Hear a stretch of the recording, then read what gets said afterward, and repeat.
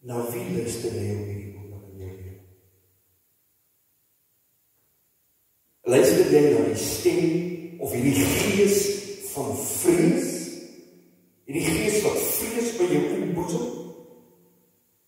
Luister jy na die stem wat vir jou sê, jy gaan dood? Luister jy na die stem wat al die sterre van in die uitspansel in die hemel in sy hand. Luister jy na die stem wat alles geskaap het. Luister jy na die stem wat Filippense 4:19 sê.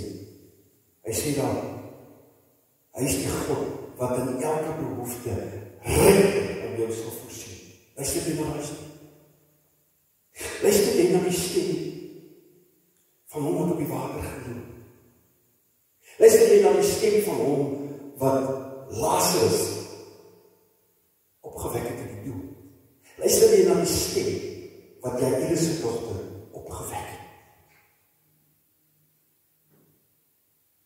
God is nog steeds God.